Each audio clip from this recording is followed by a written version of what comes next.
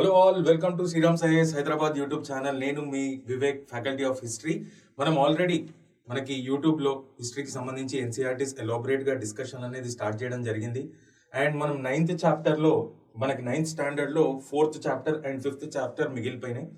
దాని తర్వాత will going to the 10th standard. అయితే ఇక్కడ మనము చూసినట్టయితే ఈ 4th చాప్టర్ జస్ట్ ఒకసారి థీమ్స్ చూడండి. ఆల్రెడీ ఈ టాపిక్స్ పైన మనం ప్రీవియస్ క్లాసెస్లో ఎంతో ఎలాబరేట్ డిస్కషన్ చేసాం. మనకి ఎన్సీఆర్టీస్ చదువుతున్నప్పుడు చాలా విషయాలు మళ్ళీ మళ్ళీ వస్తాయి దాని రిఫరెన్స్లో. సో ఇక్కడ నేను ఎలాబరేట్ డిస్కషన్ చేయట్లేదు ఈ 4th and 5th చాప్టర్స్లో, ఎందుకంటే దీనికి సంబంధించిన ఇన్ఫర్మేషన్ ప్రీవియస్ క్లాసెస్లో ఆల్రెడీ చేయడం జరిగింది. బట్ హవెవర్ మనం చాప్టర్ వైజ్ డిస్కస్ చేస్తున్నాం కాబట్టి బ్రీఫ్గా అసలు ఈ థీమ్ దేని గురించి చెప్తుంది, మన అండర్స్టాండింగ్ ఏంటి, ఏ విధంగా ఉండాలనేది మనం చూసుకుంటూ 10th స్టాండర్డ్లోకి వెళ్ళిపోదాం. 4th చాప్టర్ మనం చూసినట్టయితే ఫారెస్ట్, సొసైటీ అండ్ కలోనియలిజం. అయితే ఈ బ్రిటిషర్స్ ఎప్పుడైతే ట్రేడర్స్గా రావడం జరిగిందో, దాని తర్వాత ఎప్పుడైతే కలోనియల్ పవర్స్గా ఎదగడం జరిగిందో, దాని తర్వాత ఒక పొలిటికల్ కండిషన్స్ని వాళ్ళ చేతిలోకి ఎప్పుడైతే తీసుకోవడం జరిగిందో, వీళ్ళ ద్వారా different sections of the society చాలా ఆ పీపుల్ అనేవాళ్ళు చాలా చిత్రహింసలు పడటం జరిగింది. అయితే వీళ్ళ పాలసీస్ ఫారెస్ట్ పైన లేకపోతే ట్రైబ్స్ పైన ఏ విధంగా ఉన్నాయి అనేది మనకి ఈ చాప్టర్లో తెలుస్తుంది. దీనిపైన ఆల్రెడీ మనం ఎలాబరేట్ డిస్కషన్ చేయడం జరిగింది. అండ్ బిర్సా ముండా గురించి కూడా మనం ఎంతో ఎలాబరేట్ డిస్కషన్ చేయడం జరిగింది. Who is considered as father of tribal revolts in India. ఆయన బర్త్డే November 15th ఏదైతే ఉందో జనజాతీయ గౌరవ్ దివస్గా సెలబ్రేట్ చేసుకోవడం జరుగుతుంది. ఆ క్లాస్ చూసినట్టయితే అసలు రీజన్స్ ఏంటి, ఎందుకు రివోల్ట్ అయినారు, అసలు ఇంపార్టెంట్ రివోల్ట్స్ ఏంటి అన్ని మీకు తెలుస్తుంది. అయితే ఇక్కడ మళ్ళీ ఇంకోసారి రిఫరెన్స్ వచ్చింది కాబట్టి బ్రీఫ్ అండర్స్టాండింగ్. అయితే ఇక్కడ మళ్ళీ చెప్తున్నాను నేను, chapter 4 forest, society and colonialism. అంటే impacts of colonialism on forest and ఆ ఫారెస్ట్లో ఉన్న పీపుల్ పైన కానీ అక్కడ ఉన్న సొసైటీ పైన కానీ ఏ విధమైన ఇంపాక్ట్స్ ఉన్నాయి అనేది ఇక్కడ మనకి ఈ చాప్టర్లో తెలుస్తుంది. 5th చాప్టర్ మనం చూద్దాం ఒక్కసారి.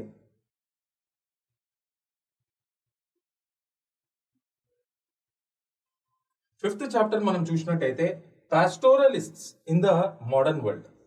ఈ బ్రిటిషర్స్ వచ్చిన తర్వాత పాస్టోరల్ నొమాడ్స్ పైన ఏ విధమైన ఇంపాక్ట్స్ ఉన్నాయి అనేది మనకు తెలిసింది. సో మళ్ళీ చెప్తున్నాను, ఈ ట్రైబల్స్ పైన ఇంపాక్ట్స్ కానీ లేకపోతే పెజెంట్స్ పైన ఇంపాక్ట్స్ కానీ చాలాసార్లు అనేక వీడియో క్లాసెస్ ఇంతకుముందు మనం డిస్కస్ చేసుకున్న క్లాసెస్లో చాలా రిఫరెన్స్లు ఉన్నాయి. ఎంతో ఎలాబరేట్ డిస్కషన్ చేసాం. మళ్ళీ కూడా ఇక్కడ రిఫరెన్స్లు వస్తున్నాయి కాబట్టి ఒక బ్రీఫ్ అండర్స్టాండింగ్ తెచ్చుకుందాం. మనం ఇక్కడ నేను మీకు ఒక ఫ్రెష్ స్లైడ్లో ఎక్స్ప్లెయిన్ చేస్తాను.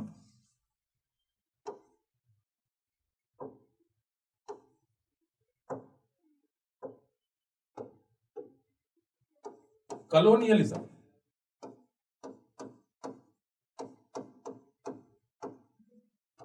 దాని యొక్క ఇంపాక్ట్స్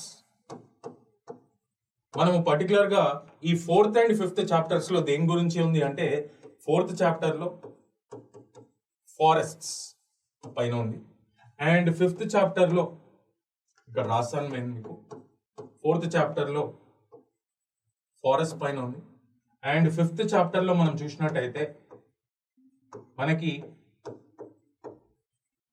పాస్టోరల్ నొమాడ్స్ పైన ఉందన్నమాట. అయితే ఇక్కడ ఈ ఫారెస్ట్ కి సంబంధించి ఈ ఫారెస్ట్ లో ఎవరు ఈ ఫారెస్ట్ సొసైటీలో ఉండేవాళ్ళు అంటే ట్రైబ్స్. మరి ఈ పాస్టోరల్ నొమాడ్స్ ఎవరు అంటే వీళ్ళు ఒక ప్లేస్ లో సెటిల్డ్ లైఫ్ అనేది చూడరు. They keep migrating according to the seasonal changes. And వీళ్ళు ఎక్కడెక్కడ ఉంటారు అంటే these people live in hilly areas, they also live in plateau and they also live in plain areas. అయితే వీళ్ళు ఒక సీజన్లో ఒక ప్రాంతంలో ఉండి ఇంకో సీజన్లో ఇంకో ప్రాంతంకి వెళ్తారు అనమాట. అంటే ఇప్పుడు స్నో బాగా వచ్చినప్పుడు హిల్ యొక్క వ్యాలీలోకి వచ్చేస్తారు అనమాట. ఎప్పుడైతే బాగా సమ్మర్ ఉంటుందో హిల్ టాప్ కి వెళ్తారు అనమాట. అట్లా they don't lead a settled life, they keep moving from one place to another place with the changes in the season. So they are called as pastoral nomads. And వీళ్ళు బతుకుతీరు ఏంటి అంటే వీళ్ళు pastoral economy. వీళ్ళు అంటే ఈ pastoral ఎకానమీలో మనకి ఏం కనిపిస్తాయంటే పాస్చర్ ల్యాండ్స్. పాస్చర్ ల్యాండ్స్ అంటే ఏంటి అంటే dry farming and animal grazing ఒకటే చోట అవుతుంది అనమాట. అంటే గడ్డి లాంటి మొక్కలు పెంచడం జరుగుతుంది. అండ్ డ్రై ఫార్మింగ్ ఇప్పుడు వీట్ కానీ బార్లే కానీ ఇటువంటివి అంటే ఇరిగేషనల్ ఫెసిలిటీస్ ఎక్కువ అవసరం పడవు దానికి. So dry farming and animal grazing at a time in the same piece of land ఏవైతే ఎక్కడైతే జరుగుతుందో ఆ ల్యాండ్స్ ని పాస్చర్ ల్యాండ్స్ అనాలన్నమాట. ఇది ఎవరు బతుకుతీరు అంటే పాస్టోరల్ నోమాడ్స్. పాపం వాళ్ళ లైవ్లీహుడ్ దీనిపైనే ఉండేదన్నమాట. మరి ఇక్కడ విషయానికి వస్తే ఈ ట్రైబ్స్ మనం చూసినట్లయితే వీళ్ళు దేనిపైన డిపెండ్ అయ్యేవాళ్ళు అంటే they lived in the forest ecosystem as a part and parcel of their like a part and parcel of forest ecosystem అనమాట. వీళ్ళు దానిలోనే ఉండి హంటింగ్ అండ్ గ్యాదరింగ్ చేసుకుంటూ హంటింగ్ కానీ గ్యాదరింగ్ కానీ and they survived on forest lands and they relied on forest products. Honey కానీ timber కానీ medicinal plants కానీ ఎన్నో రకరకాల ఫారెస్ట్ ప్రోడక్ట్స్ పైన రిలై అయ్యేవాళ్ళు అనమాట వీళ్ళు. అంతేకాకుండా they also practice shifting cultivation. దీని గురించి కూడా ఎలాబరేట్ గా డిస్కషన్ చేయడం జరిగింది ప్రీవియస్ క్లాసెస్ లో. సో అందుకనే నేను ఇక్కడ బ్రీఫ్ గా డిస్కస్ చేసుకుంటూ వెళ్ళిపోతున్నాను. కలోనియలిజం ఒక ఇంపాక్ట్స్ మనము 4th చాప్టర్ లో మనకి ఫారెస్ట్ సొసైటీ పైన ఉంది, 5th చాప్టర్ లో pastoral economy are pastoral nomads పైన ఉంది. అయితే ఇక్కడ నివసించే వాళ్ళు ఎవరు అంటే ట్రైబ్స్ అని చెప్పుకోవాలి. వీళ్ళ లైవ్లీహుడ్ ఏంటి అంటే they were part and parcel of forest ecosystem and they were involved in hunting gathering. They use to own forest lands and they relied on the forest products. They even practiced shifting cultivation. So ఇవన్నీ వీళ్ళ లక్షణాలు. వీళ్ళేంటి animal grazing and dry farming అన్న same piece of land చేసేవాళ్ళు. Hilly ప్రాంతంలో ఉండనియండి, plateau ప్రాంతంలో ఉండనియండి, plain ప్రాంతంలో ఉండండి. ఎప్పుడైతే బ్రిటిష్ అడ్మినిస్ట్రేషన్ ఈ హిల్లీ ఏరియాస్ కి కానీ ఫారెస్ట్ ఏరియాస్ కి ఎక్స్పాండ్ అవ్వడం జరిగిందో అయితే వాళ్ళు వాళ్ళ సెల్ఫిష్ ఆలోచనల కోసము ఈ ఫారెస్ట్ ల్యాండ్స్ ని లేకపోతే ఈ పాస్చర్ ల్యాండ్స్ ని ఏమని ట్రీట్ చేశారు అంటే they considered them as waste lands initially. ఇది చాలా గ్రేట్ డిస్రెస్పెక్ట్ అనే చెప్పుకోవాలి. సో ఈ ల్యాండ్స్ ఫారెస్ట్ ల్యాండ్స్ కానీ ఈ పాస్చర్ ల్యాండ్స్ కానీ Britishers treated them as waste lands. ఇప్పుడు గ్రోయింగ్ పాపులేషన్ తోని ఫుడ్ పైన కూడా భయంకరమైన డిమాండ్ వచ్చింది. అండ్ అంతేకాకుండా వీళ్ళ సెల్ఫిష్ ఆలోచనలు ఏంటి అంటే కమర్షియలైజేషన్ ఆఫ్ అగ్రికల్చర్ కి ల్యాండ్ పెద్ద ఎత్తున కావాలి. అండ్ ఆ టైం పీరియడ్ లో కల్టివేషన్ కింద ఉన్నది అంత పెద్ద సైజ్ ల్యాండ్స్ లేవు. సో ఇవి వేస్ట్ ల్యాండ్స్ గా ట్రీట్ చేశారు కాబట్టి they will be converted into cultivable lands అన్నమాట టు గ్రో కమర్షియల్ క్రాప్స్. ఈ కమర్షియల్ క్రాప్స్ ని ఎత్తుకెళ్లి మన ఇంటర్నేషనల్ మార్కెట్స్ లో అమ్మేవాళ్ళు అనమాట to make good revenue. And అంతేకాకుండా they use to convert them ఈ ఫారెస్ట్ ల్యాండ్స్ ని కానీ ఈ పాస్చర్ ల్యాండ్స్ ని they were converted to plantation fields అనమాట టు గ్రో టీ కానీ కాఫీ కానీ రబ్బర్ కానీ వాటికి కూడా షుగర్ కేన్ కానీ ఇంటర్నేషనల్ మార్కెట్ లో చాలా విపరీతమైన డిమాండ్ ఉండేది. సో చూడండి ఎటువంటి అన్యాయం జరిగిందో. ఆల్రెడీ ఈ ల్యాండ్స్ పైన ఒక ఎకోసిస్టమ్ లాగా బతుకుతున్న కమ్యూనిటీస్ చాలా ఉన్నాయి. అండ్ ఈ బ్రిటిష్ పాలసీస్ మూలంగా వాళ్ళు కూడా చాలా విపరీతంగా ఇంపాక్ట్ అయినారనే మనకు తెలుస్తుంది. అవే ఈ చాప్టర్స్ లో చెప్పడం జరిగింది. అయితే ఇక్కడ initially they were treated as waste lands. లేకపోతే ఆ యాక్టివిటీ ఎక్కడైతే కుదరదో వాళ్ళు ఏం చేశారు అంటే వీళ్ళు నివసించే రీజన్స్ ని వీళ్ళు కానీ నివసించే రీజన్స్ ని ఒక రిజర్వ్డ్ ఫారెస్ట్ గా ప్రకటించడం జరిగింది, లేకపోతే ఒక వేస్ట్ ల్యాండ్స్ గా ట్రీట్ చేయడం జరిగింది. మరి వీళ్ళ యాక్టివిటీస్ ఈ గ్రేజింగ్ కానీ ఈ డ్రై ఫార్మింగ్ కానీ లేకపోతే ఇక్కడ షిఫ్టింగ్ కల్టివేషన్ కానీ హంటింగ్ గ్యాదరింగ్ కానీ రిలయింగ్ ఆన్ ఫారెస్ట్ ప్రోడక్ట్స్ కానీ కంప్లీట్లీ బ్యాండ్. ఈ ల్యాండ్స్ అన్నిటిని కూడా ప్రాపర్ గా సర్వే చేయించుకోవడం జరిగింది. ఫారెస్ట్ సర్వే ఆఫ్ ఇండియా తీసుకుని రావడం జరిగింది. అండ్ ఈ రిసోర్సెస్ అన్ని కూడా సర్వే చేయడం జరిగింది. అండ్ ఇది లోకల్ నీడ్స్ చేతిలోకి వెళ్లకుండా ఫారెస్ట్ యాక్ట్స్ కానీ వివిధమైన లెజిస్లేషన్స్ కూడా తీసుకుని రావడం జరిగింది. అండ్ వీళ్ళ ట్రెడిషనల్ ప్రాక్టీసెస్ అన్ని కూడా బ్యాన్ చేయడం జరిగింది. అండ్ దాని మూలంగానే వీళ్ళు పాపము ఈ ఇన్నోసెంట్ పీపుల్ వలస అయ్యి వేరే ప్లేసెస్ కి వెళ్ళిపోవడం జరిగింది. ఆ కొత్త ప్లేసెస్ లో వాళ్ళని ఎక్స్ప్లాయిట్ చేయడం జరిగింది. ఎవరైతే అక్కడ జమీందార్స్ కానీ ల్యాండ్ లార్డ్స్ కానీ ఎవరైతే ఇండస్ట్రియలిస్టులు కానీ ఉంటారో. అండ్ అంతేకాకుండా వీళ్ళు చాలా మంది ఫ్రస్ట్రేట్ అయ్యి they revolted against the British government also. And they some of them have participated in the Indian national movement also. Indian national Congress also supported them. And ఇవి ఒకవేళ వీళ్ళు ఈ బ్యాన్ చేసిన యాక్టివిటీస్ ఏవైతే మళ్ళీ దీనిలో ఒకవేళ కనపడితే they were treated as criminal tribes. చూడండి ఎంత అన్యాయం జరిగింది. అండ్ ఈ లక్షణం మన ఇండియన్ కాలనీలో లేదు. కాలనీలో మాత్రమే కాదు, మనకి ఆఫ్రికాలో కనిపిస్తుంది, ఇండోనేషియాలో కనిపిస్తుంది. ఎక్కడైనా ఈ కలోనియల్ పవర్స్ ఎక్కడైతే అడుగు పెట్టారో ఇది ఒక సహజమైన లక్షణం అనమాట. వీళ్ళ పాలసీస్ మూలంగానే ఫారెస్ట్ సొసైటీ కానీ పాస్టోరల్ ఎకానమీ కానీ విపరీతంగా ఇంపాక్ట్ అవ్వడం జరిగింది. అదే మ్యాటర్ మనకి 4th and 5th చాప్టర్స్ లో కనిపించడం జరిగింది. With this we have successfully completed the 9th standard history topics also. ఇప్పుడు మనం స్ట్రేట్ అవే 10th స్టాండర్డ్ దానిలోకి వెళ్ళిపోదాము.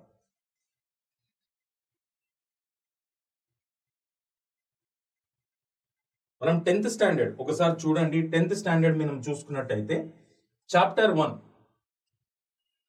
The rise of nationalism in Europe. మనము ప్రీవియస్ క్లాసెస్ మనము ఒక వరల్డ్ హిస్టరీ మనం తీసుకున్నట్టయితే మనం ఆల్రెడీ డిస్కస్ చేసిన టాపిక్స్ ఏంటి అంటే ఫ్రెంచ్ రెవల్యూషన్ కానీ వరల్డ్ వార్ 1 కానీ. అయితే ఫ్రెంచ్ రెవల్యూషన్ నేను ఇంతకుముందు క్లాస్లో చెప్పినట్టే it is considered as mother of all revolutions because of its far reaching impacts on Europe and అవుట్ సైడ్ వరల్డ్. ఏం జరిగింది ఈ ఫ్రెంచ్ రెవల్యూషన్ లో పార్ట్ అండ్ పార్సల్ గా, పర్టికులర్లీ నెపోలియన్ వార్స్ తోని యూరప్ మ్యాప్ అంతా కూడా డిస్టార్ట్ అవ్వడం జరిగింది అనమాట. సో దాన్ని రీషేప్ చేయాలి. అండ్ ఇటువంటి ఫ్రెంచ్ రెవల్యూషన్ మళ్ళీ ఫ్యూచర్ లో కాకుండా చూసుకోవాలి. ఈ నెపోలియన్ వార్స్ లాంటి ఫ్యూచర్ వార్స్ ఏం లేకుండా చూసుకోవాలి. And peace and security establish చేయాలి యూరోప్ లో అనే లక్ష్యంతోనే కాంగ్రెస్ ఆఫ్ వియన్నా జరగడం జరిగింది. ఆ కాంగ్రెస్ ఆఫ్ వియన్నా దాని తర్వాత ఇమీడియట్ అవుట్కమ్స్ ఏంటి అంటే యూనిఫికేషన్ ఆఫ్ ఇటలీ లేకపోతే యూనిఫికేషన్ ఆఫ్ జర్మనీ. సో ఈ యూనిఫై ఎప్పుడవుతాయి ఈ ప్రాంతాలన్నా అది నేషనలిజం అని చెప్పుకోవాలి. సో ఇక్కడ సెంటర్ ఆఫ్ ద ఫోకస్ ఈ చాప్టర్ లో ఏంటి అంటే Congress of Vienna. Vienna is the capital of Austria. It took place immediately after the end of French revolution అని చెప్పుకోవాలి 1815 లో. ఓకే. అండ్ దాని తర్వాత జరిగిన మేజర్ డెవలప్మెంట్స్ ఏంటి, పర్టికులర్లీ నేషనలిజం ఇన్ యూరోప్ ని రిఫ్లెక్ట్ చేసేటివి ఏంటి అంటే unification of Italy and unification of Germany. అది ఏంటి అనేది మనము ఎలాబరేట్ గా ఇవాళ క్లాస్ లో మనం డిస్కస్ చేద్దాం. So first topic that we need to discuss is Congress of Vienna.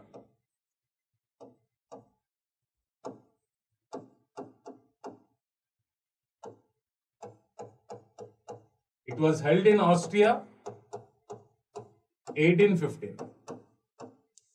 Then who attended this conference? Congress is nothing but conference of different leaders అన్నమాట. Who attended this? మనం ఫ్రెంచ్ రెవల్యూషన్ ఒకసారి recollect చేసుకోండి. Napoleon ఎప్పుడైతే ఆయన downfall start అయిందో ఆ political vacuum ని advantage గా తీసుకోవడానికి 5th and 6th కోalition of European countries establish చేయడం జరిగింది. ఆస్ట్రియా కానీ, ప్రషియా కానీ, ఇంగ్లాండ్ కానీ, స్వీడన్ కానీ. And they fat against the French forces. 5th కోalition Napoleon forces ని డిఫీట్ చేసింది సక్సెస్ఫుల్ గా.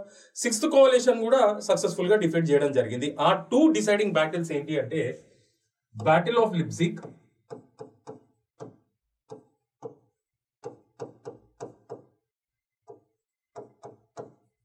and battle of Waterloo. ఈ 2 బ్యాటిల్స్ లో ఎవరైతే విక్టర్స్ గా గెలవడం జరిగిందో, ఎవరైతే విక్టర్స్ గా ఉన్నారో they have attended this Congress of Vienna. బాగా గుర్తుంచుకోవాలి. who were successful in defeating the French forces. They were considered as victors, particularly in the battles of Leipzig and Battle of Waterloo. ఈ Battle of Waterloo బెల్జియం లో జరగడం జరిగింది. Battle of లిప్జిగ్ ఏమో జర్మనీలో జరగడం జరిగింది. ఆల్రెడీ మనం ప్రీవియస్ క్లాస్ లో ఎలాబరేట్ గా డిస్కస్ చేసాం. ఎవరైతే దీనిలో సక్సెస్ఫుల్ అయినారో ఫ్రెంచ్ ఫోర్సెస్ ని డిఫీట్ చేయడానికి they were considered as the victors and they have assembled at Vienna and it is called as Congress of Vienna. అయితే ఇక్కడ ఆబ్జెక్టివ్స్ చూద్దాం మనము. వాట్ ఆర్ ద ఆబ్జెక్టివ్స్, అసలు ఎందుకు కండక్ట్ చేయడం జరిగింది అంటే ఫస్ట్ ఏంటి అంటే to restore Europe to pre-French Revolution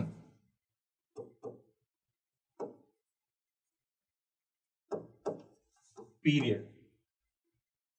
అంటే ఫ్రెంచ్ రెవల్యూషన్ మూలంగా విపరీతంగా పొలిటికల్ బౌండరీస్ అన్ని చేంజ్ అయిపోయినాయి, ఎన్నో యుద్ధాలు జరిగినాయి, ఎంతో ఆస్తి నష్టం వచ్చింది, ఎంతో మంది చనిపోవడం జరిగింది. సో మనకి ప్రీ ఫ్రెంచ్ రెవల్యూషన్ స్టేటస్ అనేది యూరప్ కి తీసుకుని రావాలి. This is the first immediate objective. ఇదేంది? Congress of Vienna. Second objective మనం చూసుకున్నట్టయితే to prevent any future revolution like French revolution. So ఇటువంటివి మళ్ళీ ఫ్యూచర్ లో జరగకుండా కూడా మనం అవాయిడ్ చేయాలి, ఎంతో ప్రికాషనరీ మెజర్స్ తీసుకోవాలి, ఎన్నో అబ్జెక్టివ్స్ దాన్ని ఉద్దేశించుకుని తీసుకురావాలని కూడా వీళ్ళు డిసైడ్ చేయడం జరిగింది అనమాట. సో ఫస్ట్ ఆబ్జెక్టివ్ ఏంటి అంటే to bring pre French revolution status to Europe. Second objective to prevent any future revolution like French revolution. Third objective ఏంటి అంటే to prevent future wars.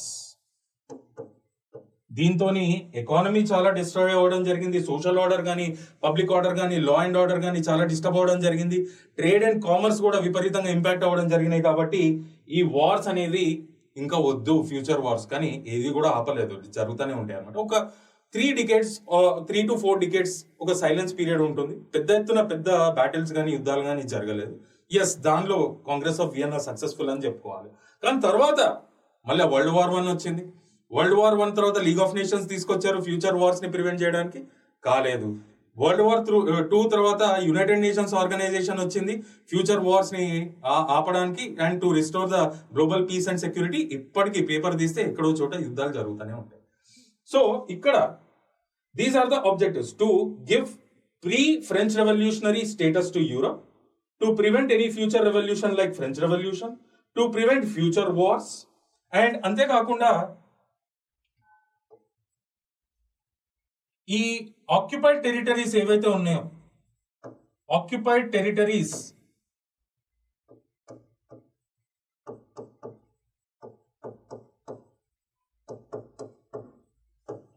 Of France, అంటే నెపోలియన్ వార్స్ ద్వారా ఏవైతే territories వేరే దేశాలకి సంబంధించి కాంకర్ చేసుకున్నారో, they were distributed among different kingdoms. అవి ఏంటి అంటే, ఇప్పుడు ఫ్రాన్స్ ఉంటే ఇక్కడ నార్త్ లో Belgium and Holland were united to form United Kingdom of Netherlands. ఈ చేంజెస్ అన్ని కూడా కాంగ్రెస్ ఆఫ్ వియన్నా ద్వారానే జరిగింది. ఇక్కడ మనకి వెస్ట్ లో, ఇక్కడ మనకి ఆ విధంగానే ఫ్రాన్స్ కి వెస్ట్ లో, ఇక్కడ వెస్ట్ అని రాస్తున్నాను, వెస్ట్ లో ఆస్ట్రియా ఉంటుంది. So some territories were given to Austria. మనకి సౌత్ లో స్పెయిన్ ఉంటుంది,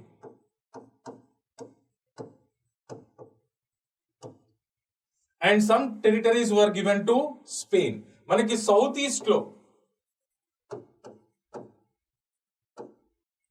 ఈస్ట్ మనం చూసినట్టయితే some territories were given to Sardinia. నేను ఇంతకు ముందు కూడా చెప్పాను, ఇటలీలో చాలా కింగ్డమ్స్ ఉండేవి. వెరీ ఇంపార్టెంట్ కింగ్డమ్ ఏంటి అంటే సార్డీనియా. ఇవాళ క్లాస్ డిస్కషన్ లో కూడా మనం తెలుసుకుంటాం దాని గురించి. మళ్ళీ ఒకసారి ఆబ్జెక్టివ్స్ చూసుకోండి. హూ పార్టిసిపేటెడ్, ఒకసారి ఫస్ట్ నుండి రివైజ్ చేసుకుందాం. Congress of Vienna had taken place immediately after the end of French revolution in 1815 in Austria. Who participated? The victors of battles of Leipzig and the battles of Leipzig and Waterloo have participated in this. And what were the objectives? Objectives were to restore or bring back pre-French revolutionary status to Europe, to prevent any future revolutions like French Revolution, to prevent any future wars like Napoleonic Wars, and the occupied territories of France were distributed among different kingdoms. In the north, Belgium and Holland were united to form United Kingdom of Netherlands. In the southeast, some territories were given to Sardinia. In the south, some territories were given to Spain, and in the west, some territories were given to Austria. ఇది మీరు బాగా గుర్తుంచుకోవాలి. అయితే ఈ Congress of వియన్నాని head చేసిన మనిషి ఎవరు అంటే మెటర్నిక్. ఈయన ఎవరు అంటే ఈ మెటర్నిక్ అనే మనిషి ఎవరు అంటే he was the chancellor of Austria. Napoleon తర్వాత యూరోపియన్ పాలిటిక్స్ ని కొన్ని సంవత్సరాలు శాసించిన మనిషి అని చెప్పుకోవచ్చు. Very powerful after Napoleon for few decades. So he served as the head of this Congress of Vienna and he was the chancellor of Austria. So ఇవన్నీ బాగానే ఉన్నాయి. మరి దీని అవుట్కమ్స్ కూడా మనం తెలుసుకోవాలి. కాంగ్రెస్ ఆఫ్ వియన్నా ఒక అవుట్కమ్స్,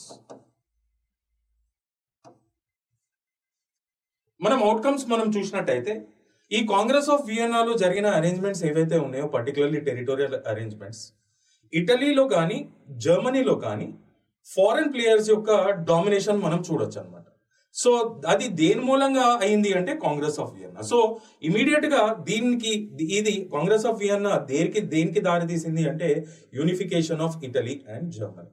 సరే, అది పక్కన పెట్టినట్టయితే మనం ఆబ్జెక్టివ్స్ మనం చూసుకున్నట్టయితే ఫ్యూచర్ వార్స్ ని ప్రివెంట్ చేసుకుందాం అనుకున్నారు కాబట్టి దానిలో సక్సెస్ఫుల్ అయినారు. For 3 to 4 decades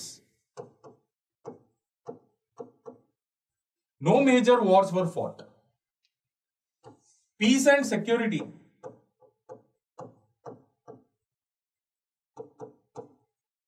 were restored successfully. అంతేకాకుండా anti slavery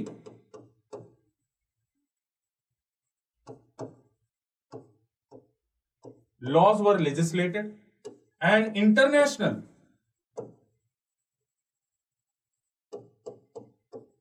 maritime agreements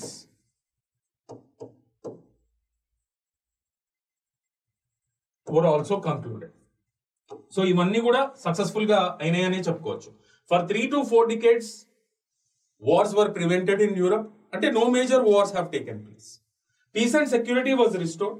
Anti-slavery laws were legislated and many international agreements were also concluded.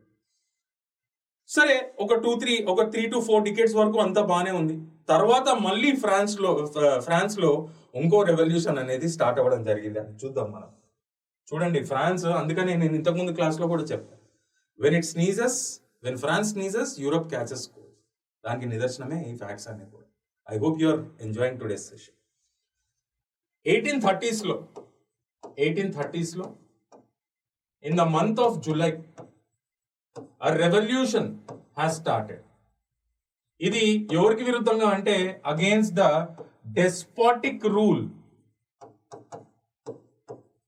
ఎవరు ఆ రూలర్ అంటే ఫ్రాన్సిస్ 10. సో నెపోలియన్ చనిపోయినాక కోalition ఆఫ్ కంట్రీస్ ఏం చేశాయి, యూరోపియన్ కంట్రీస్ మళ్ళా బర్బన్ డైనాసిటీ రూల్ ని revive చేయడం జరిగింది. ఆ డైనాసిటీకి చెందిన మనిషి అయింది. ఫ్రెంచ్ రెవల్యూషన్ ఫైట్ అసలు స్టార్ట్ చేసిందే అగేన్స్ట్ ద డెస్పాటిక్ లేకపోతే inefficient or incapable rule of the Bourbon dynasty rulers. మళ్ళా ఇది రివైవ్ అవడం జరిగింది. సరే, కాంగ్రెస్ ఆఫ్ వియన్నా చేయడం జరిగింది, మళ్ళీ తీసుకుని రావడం జరిగింది, పీస్ అండ్ సెక్యూరిటీ ఎస్టాబ్లిష్ చేశారు, అంతా బాగానే ఉంది. కానీ ఈ రెవల్యూషన్ ని మళ్ళీ ఎవరు ఆపలేకపోయినారు. ఏంటి అంటే దాన్ని పాపులర్ గా జూలై రెవల్యూషన్ అని పిలుచుకోవాలి. So July revolution broke out in France against the despotic rule of Francis X. Once again, people came on the streets. There was lot of threat to the Bourbon dynasty ruler. ఇంతకుముందు చూసినట్టే మనకి, కానీ ఇక్కడ Francis 10 escaped from France. మళ్ళీ అప్పుడున్న monarchy was suspended and it was transformed to constitutional monarchy.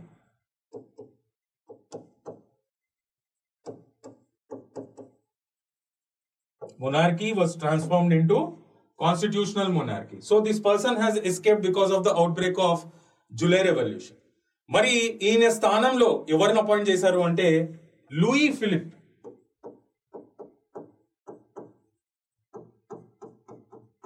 was appointed as the head of this constitutional monarchy. ఈయన ఒక executive గా నియమించడం జరిగింది. ఈయన ఒక చాలా రిచ్ ఫ్యామిలీ, అరిస్టోక్రాటిక్ ఫ్యామిలీకి చెందిన మనిషి. So monarchy came to an end because of the outbreak of July Revolution. Constitutional monarchy got established and Louis Philippe was made as the executive. Initially, Louis Philippe చాలా అద్భుతంగా పనిచేశాడు. కానీ in a later period, he started to take decisions in favor of the rich in the French. Once again, inequalities have grown. They have got widened. and people were not at all happy with this. And in 1848 people once again came on the streets. Malli okasari revolution start ayindi. That happened in the month of February, and we call it as February Revolution. So people revolt avadam jarigindi Louis Philippe paina kuda, and this person also escaped from France. మరి ఆ time period లో ఏం చేశారు అంటే elections అనేవి conduct చేయడం జరిగింది, ఒక డెమోక్రటిక్ ఎలక్షన్స్ ఇక్కడ ఫ్రాన్స్ లో. And Napoleon III was victorious in this elections. ఆయన he was the nephew of Napoleon Bonaparte. చూడండి పవర్ ట్రాన్స్ఫర్స్ ఏ విధంగా జరుగుతుంది. So this person became the leader of France now. And ఈయన ఎప్పుడైతే leader అయ్యాడో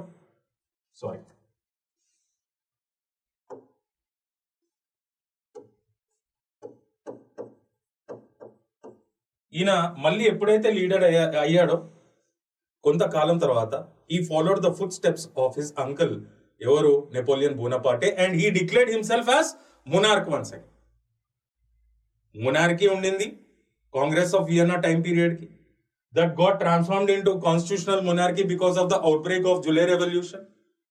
Once again, a revolution broke out in the month of February in France in 1848 against the despotic rule of Louis Philippe.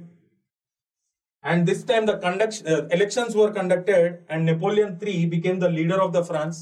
In a later period, he followed the footsteps of his uncle and declared himself as monarch of the France. Now, ఇప్పుడు France కి ఏకైక రాజు ఎవరు అంటే Napoleon III.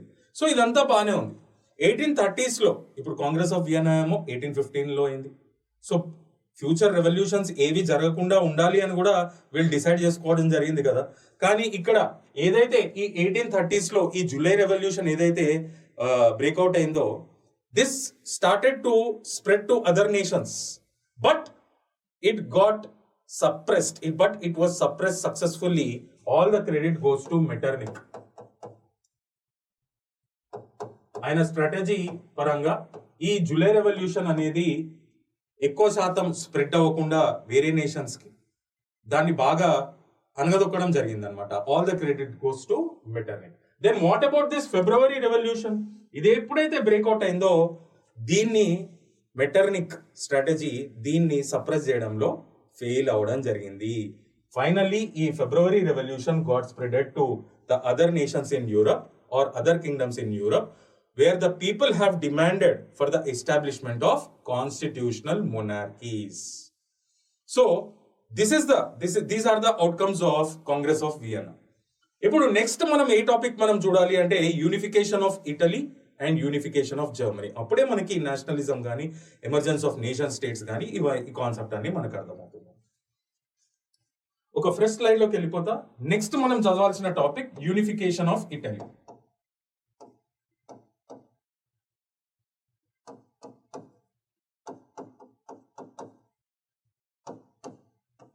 ఈ unification of Italy కానీ unification of Germany కానీ simultaneous గా పక్కనే జరుగుతూ ఉంటాయి అన్నమాట.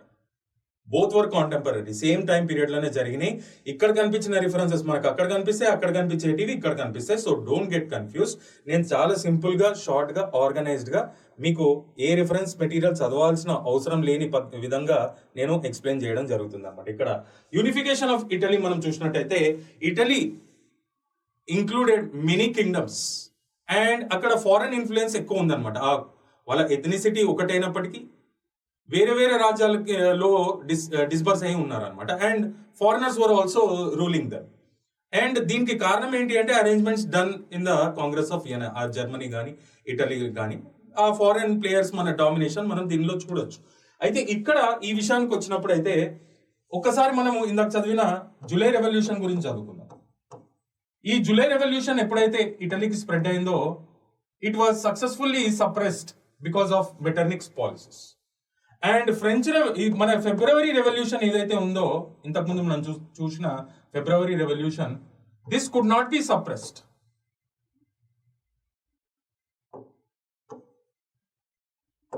ఈ July revolution was suppressed successfully because of the policies and ideologies of Metternich. When it comes to February Revolution, this could not be spread, this could not be suppressed, and it got spreaded to other nations. And Italy kuda ee winds anevi taakadam jarigindi. And many of the kingdoms in Italy, they declared themselves as constitutional monarchies. So February Revolution outcome Italy పైన కూడా ఉంది. అది final outcome దేనికి దారితీసింది అంటే అక్కడున్న రాజ్యాలు they transform themselves into constitutional మొనార్కీస్.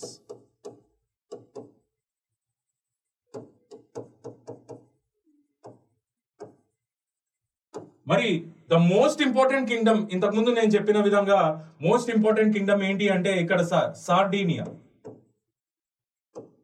దాని రూలర్ ఎవరు అంటే Victor Emmanuel.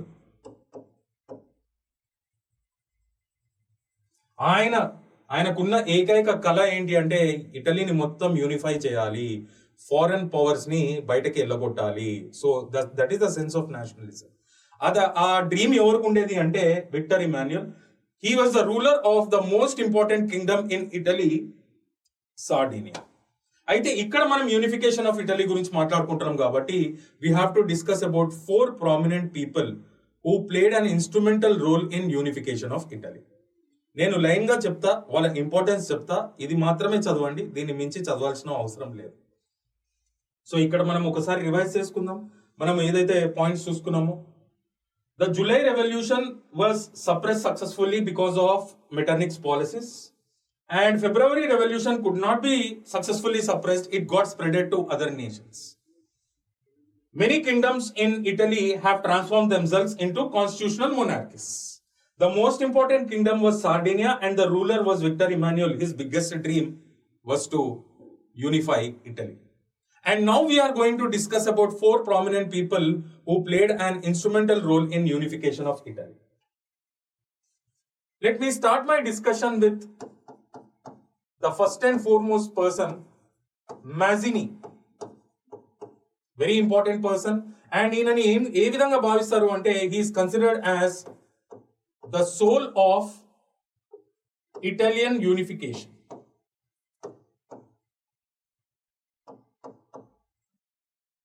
He is considered as the soul of Italian unification. ఈయన డ్రీమ్ కూడా ఇటలీని యూనిఫై చేయాలని ఉండేది. And he established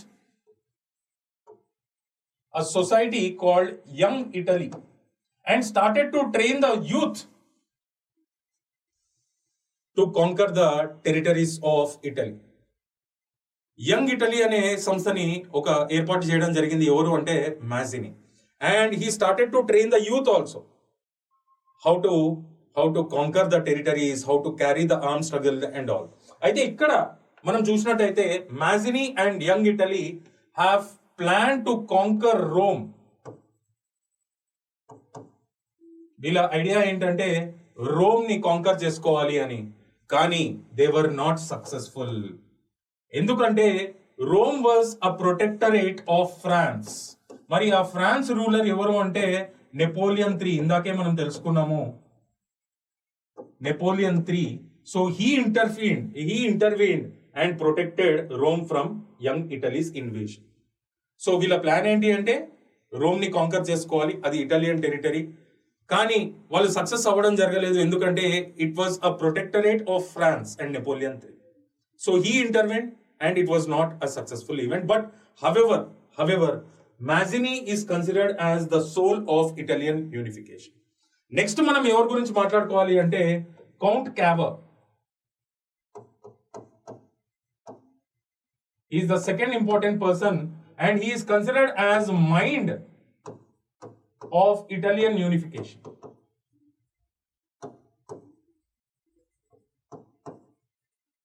Mazzini ఏమో he is considered as the soul of Italian unification.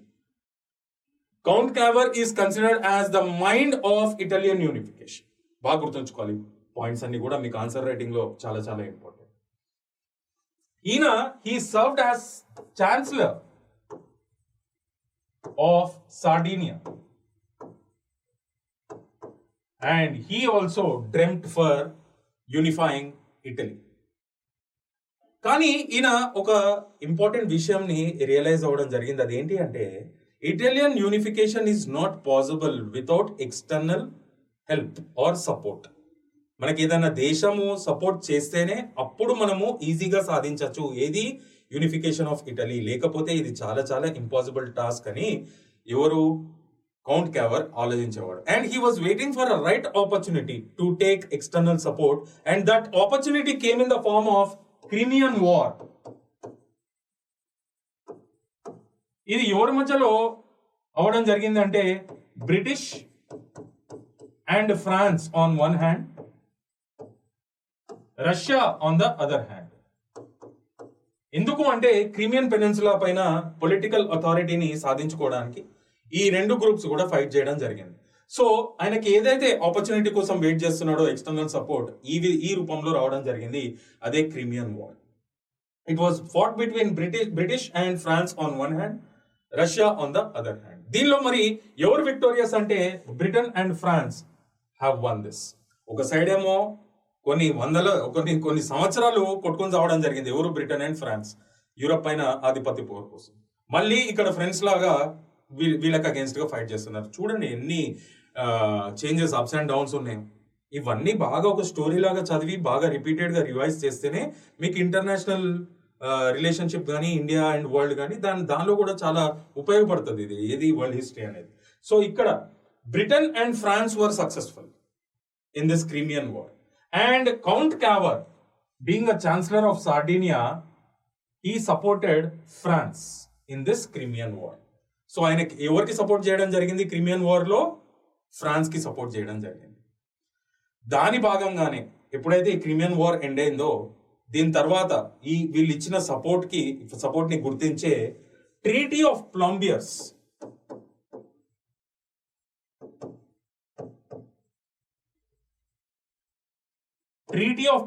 ని conclude చేయడం జరిగింది. ఎవరెవరి మధ్యలో అంటే ఫ్రాన్స్ అండ్ సార్డినియా. ఈ ట్రీటీ ప్రకారమే France has accepted to support Sardinia in fighting against Austria. బాగా గుర్తుంచుకోవాలి. సో కౌంట్ క్యావర్ కి తెలిసిన విషయం ఏంటి అంటే ఎక్స్టర్నల్ సపోర్ట్ లేనిదే యూనిఫికేషన్ ఆఫ్ ఇటలీ ఈజీగా జరగదు. ఎందుకంటే ఫారెన్ ప్లేయర్స్ ఇక్కడ చాలా కింగ్డమ్స్ లో చాలా డామినేట్ చేయడం జరుగుతుంది. వాళ్ళని ఓడగొట్టడం అంత ఈజీ కాదు. ఎవరన్నా బయట నుండి వచ్చి సపోర్ట్ చేస్తేనే అది సులువుగా సాధించవచ్చు. That opportunity came in the form of Crimean war where Sardinia had supported France and it led to the conclusion of Treaty of Plombiers between France and Sardinia, where France has accepted to give military support to Sardinia in fighting against Austria. సో దీని తర్వాత ఏం జరిగిందంటే it led to Austro Sardinian war.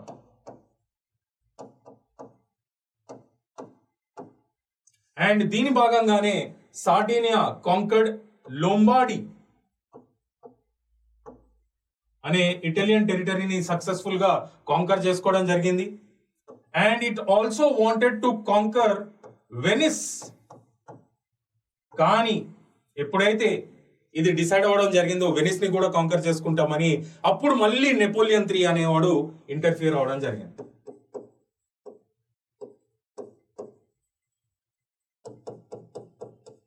Napoleon III again interfered when Sardinia decided to conquer Venice, because ఆయనకు అనిపించింది అమ్మ Sardinia మెల్లమెల్లగా ఒక్కొక్క టెరిటరీ కాంకర్ చేసుకుంటూ పోతా ఉంటే వాళ్ళు మళ్ళా ఒక పవర్ఫుల్ స్టేట్ గా ఎదగడం జరుగుతుంది and that will be again threat to the France అని ఆయనకి అనిపించి ఆయన మళ్ళీ దీనిలో వేలు పెట్టడం జరిగింది. He again interfered in this and this led to the conclusion of treaty of Villafranca. It's a territory in Italy. Plombieres ఏమో బెల్జియంలో ఉంది. Okay, treaty of Villafranca sign చేయడం జరిగింది, కంక్లూడ్ చేయడం జరిగింది. దానిలో డిసైడ్ చేసుకున్నది ఏంటి అంటే వెనిస్, దాని ప్రకారమే Venice was given to Austria and Lombardy was given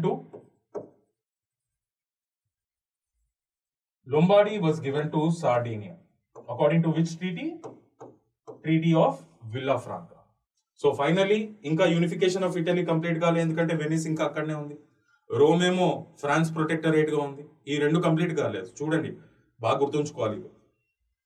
and ఇక్కడ మనము థర్డ్ ఇంపార్టెంట్ పర్సనాలిటీ, ఆల్రెడీ ఇద్దరు గురించి మాట్లాడుకున్నాం, మ్యాజినీ కానీ కౌంట్ క్యావర్ కానీ. థర్డ్ ఇంపార్టెంట్ పర్సనాలిటీ మనం చూసినట్టయితే ఇక్కడ ద థర్డ్ ఇంపార్టెంట్ పర్సనాలిటీ ఆయన గ్యారిబల్ది.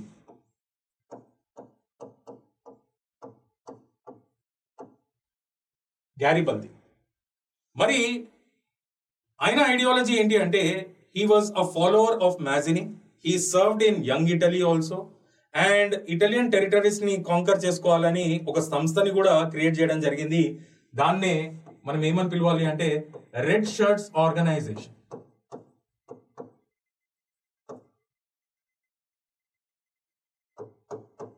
And started to train thousands of youth. ఈయన మ్యాజినీ యొక్క ఐడియాలజీతో ఇన్స్పైర్ అయిన మనిషి. He served in Young Italy and he started to train the young Italians to carry an armed struggle under the organization called the Red Shirts Organization. And many territories were conquered by this Red Shirts Organization. Many Italian territories were conquered by this Red Shirts Organization. And our territories annitni kuda Victor Emmanuel ki ichi Garibaldi retired from active politics. So ఇప్పటికీ ఇంకా చూసినట్టయితే మనకి unification of Italy complete కాలేదు. Venice ఇంకా Austria కిందనే ఉంది, Rome ఇంకా France కిందనే ఉంది.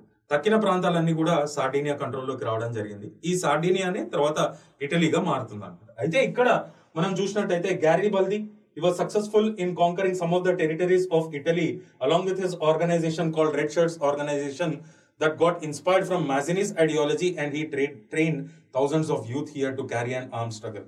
And all those territories were given to Victor Emmanuel, and Garibaldi had taken a permanent retirement from active politics. So ikkada nalgo manchi last and final evaru ante Victor Emmanuel himself.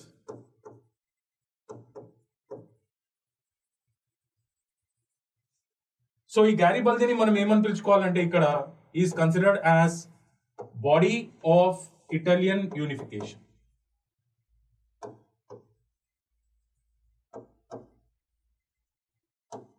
So ఒక్కసారి ఇందాక slide లోకి వెళ్దాం మనం.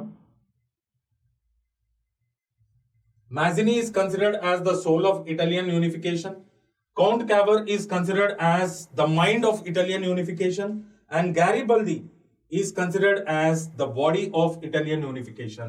Ikkada finally the task of unifying Italy was completed by the ruler himself. So he is also a prominent person. He had a great dream, biggest dream to unify Italy.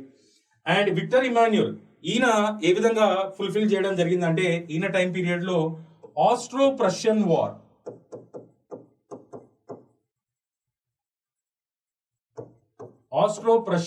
broke out, and Victor Emmanuel had supported to Prussia. It is also one of the important kingdoms in Germany. Sardinia itla aithe one of the major important kingdom in Italy.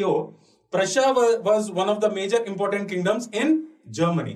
So Prussia kuda it was dreaming to unify Germany. On the other hand, ikkada Sardinia kunna thought akkada Germany lo Prussia kuda undindanamata. So ee Austro-Prussian war వాళ్ళ territories కూడా ఇక్కడ మన ఇటలీకి సంబంధించిన Venice ఎట్లయితే Austria కింద ఉందో, ప్రషియాకి సంబంధించి హాల్స్టైన్ అనే టెరిటరీ ఆస్ట్రియా కింద ఉండింది. అది ఏంటి అనేది యూనిఫికేషన్ ఆఫ్ జర్మనీలో క్లియర్ గా మనం డిస్కస్ చేద్దాం. సో ఈ వార్ ఎప్పుడైతే బ్రేక్అవుట్ అయిందో ఇందులో Victor Emmanuel has supported the Prussian side. And what was the outcome of this అంటే Austria got defeated, and this ended with treaty of Prague. Prague is the capital of Czech Republic.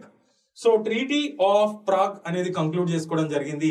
దాని పరంగానే Prussia got Holstein and Sardinia got Venice. So ఇక్కడికి చూసుకున్న unification అనేది complete గా అవ్వలేదు, ఎందుకంటే ఇంకా రోమ్ ఒక ప్రొటెక్టరేట్ గా ఉంది. ఎక్కడ అంటే ఫ్రాన్స్ కింద. సో ఈయన టైం పీరియడ్ లోనే తర్వాత ఈ ఆస్ట్రో ప్రషియన్ వార్ తర్వాత బ్రేక్అవుట్ అయిన వారే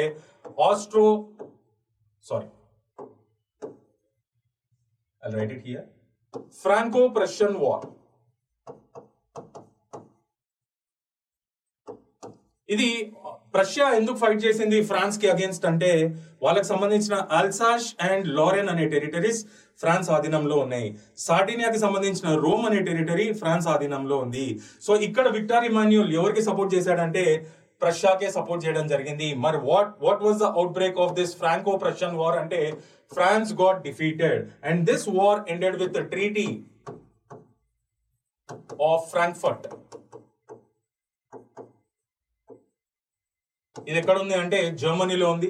so it ended with treaty of Frankfurt and according to this Prussia got ఈ టెరిటరీస్ బాగా గుర్తుంచుకోవాలి, మళ్ళీ మనకి రిపీట్ అవుతాయి యూనిఫికేషన్ ఆఫ్ జర్మనీలో. అల్సాష్ అండ్ లొరైన్ అనే టెరిటరీస్ తీసుకుని రావడం జరిగింది ప్రష్యా ఆధీనంలోకి, ఎందుకంటే అవి German territories. And Sardinia got Rome with this treaty. So finally Venice వచ్చేసింది, రోమ్ వచ్చేసింది. కాబట్టి యూనిఫికేషన్ ఆఫ్ ఇటలీ ఇక్కడ కంప్లీట్ అయిపోయింది అండ్ అటుపక్కన యూనిఫికేషన్ ఆఫ్ జర్మనీ కూడా కంప్లీట్ అవ్వడం జరిగింది. So this is all about unification of Italy. ఇప్పుడు మనం యూనిఫికేషన్ ఆఫ్ జర్మనీలోకి వెళ్దాం. ఇక్కడ జరిగిన చాలా రిఫరెన్సెస్ మనకి అక్కడ కూడా వస్తాయి. ఇప్పుడు మనం యూనిఫికేషన్ ఆఫ్ జర్మనీ మనం చూసినట్టయితే ఒక కొత్త స్లైడ్ లో చెప్తాను మీకు.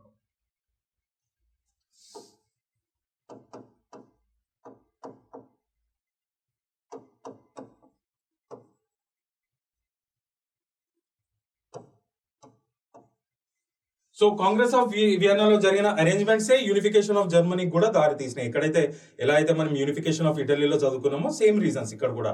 అయితే ఎక్కడైతే మనము ఎట్లయితే ఇటాలియన్ యూనిఫికేషన్ లో మనం ఏ విధంగా స్టార్ట్ చేసుకున్నాం డిస్కషన్, ఫస్ట్ జూలై రెవల్యూషన్ అది స్ప్రెడ్ కానియకుండా Metternich played an important role. And దాని తర్వాత ఫిబ్రవరి రెవల్యూషన్ స్ప్రెడ్ కాకుండా ఆపలేకపోయాడు ఎవరు, Metternich. And it got spreaded to other nations. అట్లానే జర్మనీకి కూడా స్ప్రెడ్ అవ్వడం జరిగింది. ఇక్కడ కూడా జర్మనీలో చాలా kingdoms they got transformed into constitutional monarchies. The most important was Prussia. దాని రూలర్ ఎవరు అంటే విలియం I. కానీ ఆయన కంటే ఇంపార్టెంట్ ఎవరు అంటే ద ఛాన్సలర్, ఆయన పేరే Bismarck. Is considered as the modern architect of Germany.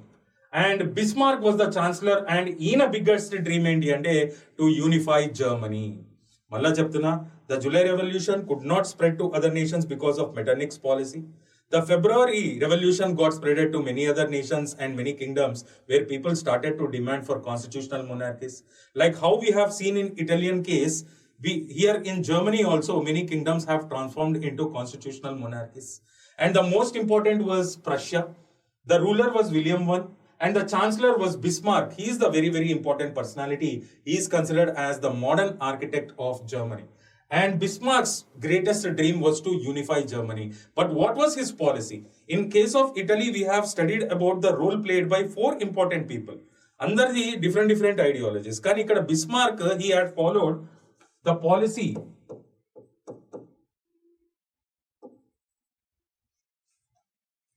of blood and iron. ఇదేంటి అంటే policy of blood and iron. Under this policy the military is given great importance rather than diplomacy with other nations.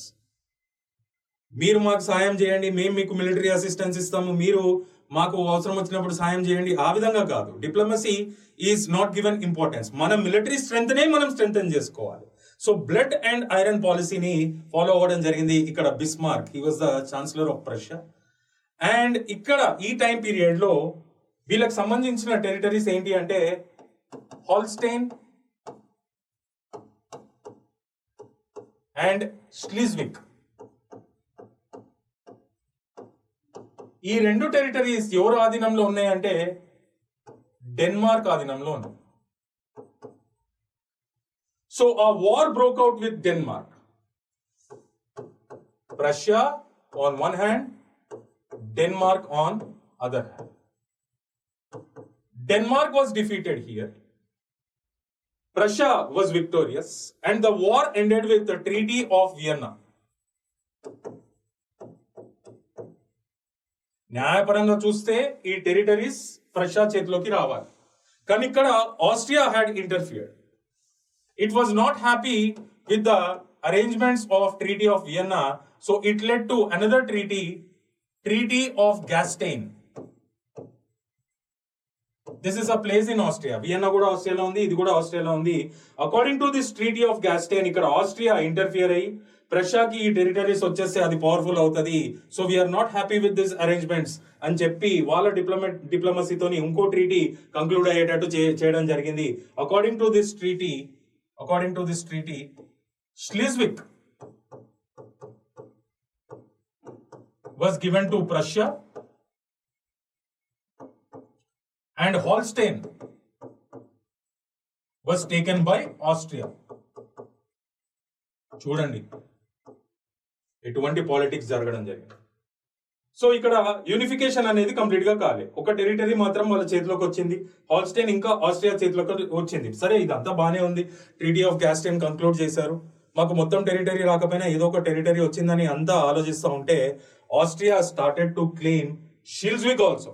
అది దాన్ని కూడా conquer చేసుకోవాలని చూసింది. అంటే Austria had violated treaty of Gastein and this led to the breakout of Austro Prussian war. ఇందాక నేను Victor Emmanuel time period లో చెప్పిన ఆస్ట్రో-ప్రషియన్ వారే అదే ఇది. సో ఎందుకు బ్రేక్అవుట్ అయింది అంటే Austria had violated the treaty of గాస్టైన్.